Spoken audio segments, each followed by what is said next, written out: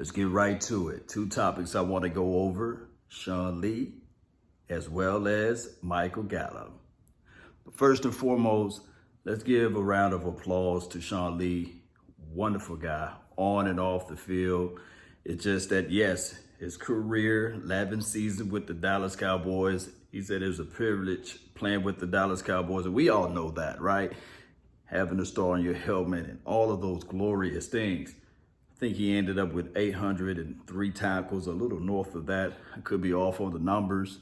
2 forced fumbles, 4 sacks, I believe, and 14 interceptions.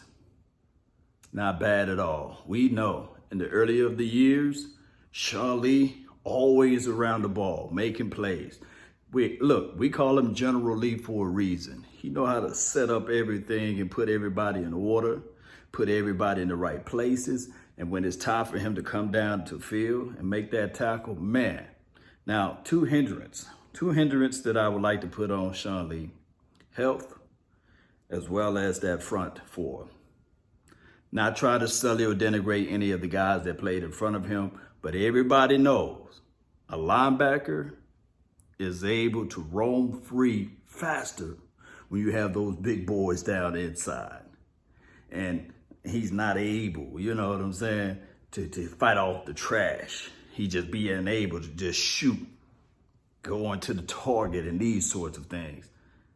But Sean Lee, man, I'm telling you, man, if injuries were not a major factor, if we can cut those things off, he would have been a first ballot Hall of Famer.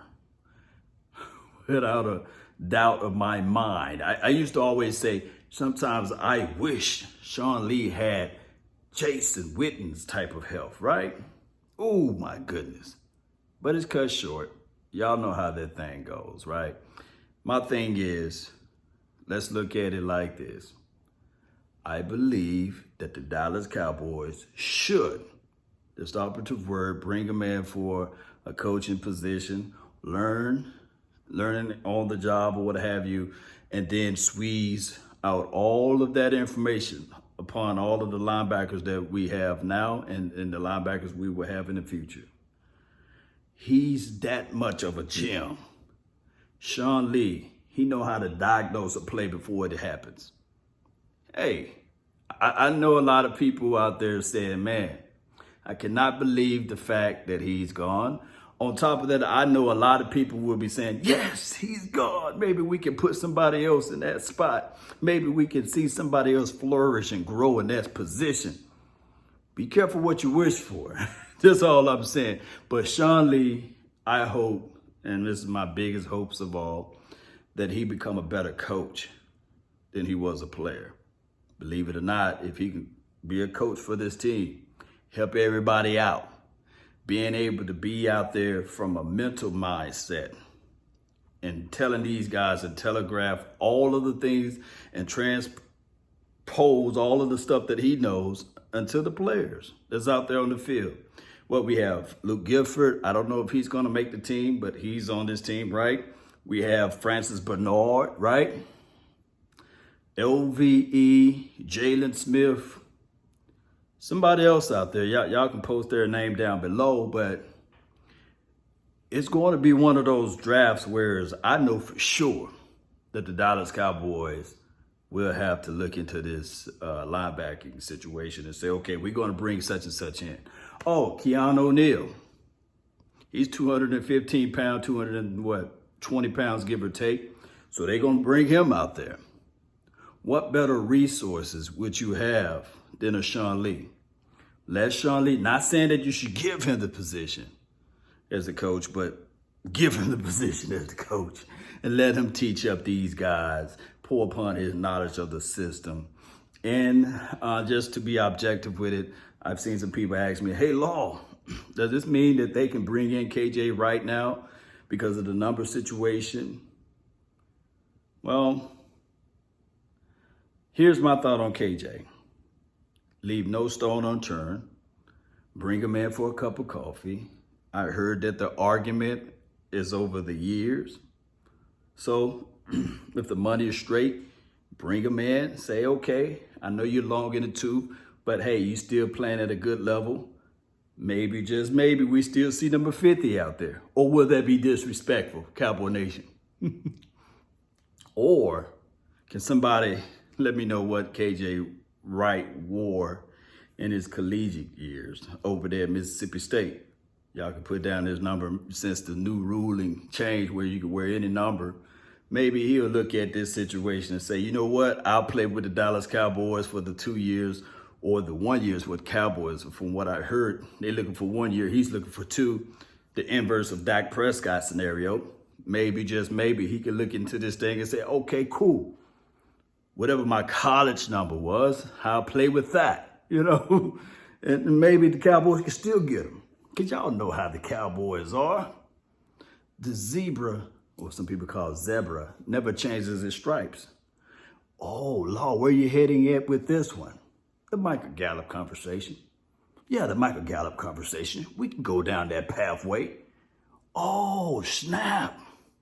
Michael Gallup is on the trading blocks. When the last time the Dallas Cowboys traded one of their productive players? You know, I hear a lot of people saying that it's time to move on from Michael Gallup and get some resources in because the Cowboys are going to do this and do that. It's nothing much more than clickbait at this point when anybody says that the Cowboys are going to trade a player, especially if they're giving out any type of level of production. You guys, let me know, since the Jerry Wayne Jones administration, John Stephen Jones administration, who have they traded as it relates to a person that was giving out production, who's been on this team for a minute? I ain't talking about the Ron Switzer situation. But can you guys help a brother out? HBO, a brother on debt? You know, because my thing is, I understand. We're looking at the contracts. We're looking at the possibilities of CeeDee Lamb. We also thinking about what the Cowboys would do if they draft another wide receiver. Oh, and we got Amari Cooper who can cut people up with his route running, just crazy with it. And I understand. You look at Michael Gallup, you can say, well, we don't want to pay him this money because they did this and did that. But we only know this right here, Cowboys Nation, as a fact. The Cowboys don't wheel and deal.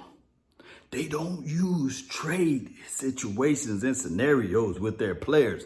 And if they started to do that with Michael Gallup, who's been best of the best off the field and on the field for the Dallas Cowboys, because we don't hear news and stuff and this and going on with that off the field, that's something that you got to really hang your hat on too, Cowboy Nation. So don't spoil what you have by desiring the things that you don't have, because once upon a time, the thing that you do have was something that you dream for, long for, wish for. So my thing is, Cowboys, don't look into the money situation. I'm talking about the fans. Just figure it out. The Dallas Cowboys, not the fans. Just figure it out with Michael Gallup. Keep your weapons. Keep your strength. The wide receiver core should be the strength at this point. Of course, the offensive line, we got to figure that part out, but that's down the line, right? Draft is right around the corner. We will see. But I love reading the objective thoughts of like, hey, the Cowboys will trade such and such. They don't do that type of move. They don't do that. The zebra's not going to walk around without his stripes. Come on. Let's be real with it. Let's keep it real. Let's keep it 100, Cowboy Nation. That's all I'm going to do. I'm going to deliver you guys the 100 stuff. I can't sit out here and lie to kick it and say what the Cowboys are going to do with these type of situations when they have not done it. Come on, let's be real with it. But when I'm wrong, I will admit it. I will admit it. I'll flat out admit it. But you guys get what I'm saying. So shout out to Sean Lee for his career. Hope that whatever he lands his feet at on this next journey or his next pathway, hope it's coaching for the Cowboys. I know that he's going to do a marvelous, fantastic job, right? Cowboy Nation, post me your thoughts. Post me your concerns down below of how you guys feel of Sean Lee. Post me your greatest thoughts, your greatest moments. Let's be positive with Sean Lee. I know that a lot of people will look back and say, well, he never did this, he never did that. But I can tell you, I'm going to tell you my two greatest moments of Sean Lee. Those 2 interceptions that he got on Peyton Manning. Oh my goodness, that was a fantastic moment.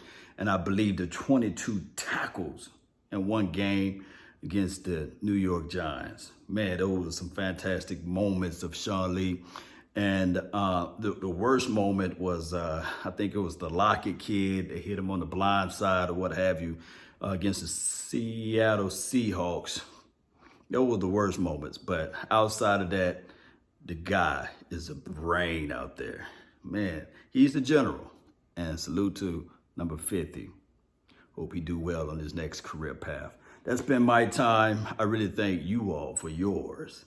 And remember, you're listening to nothing but the best. Let's go, Michael Gallup. Watch. That's my dog right there. Watch Michael Gallup just going to go crazy this year. Watch. People going to be like, man, look at that number 13. He look mean out there. Just watch. Peace.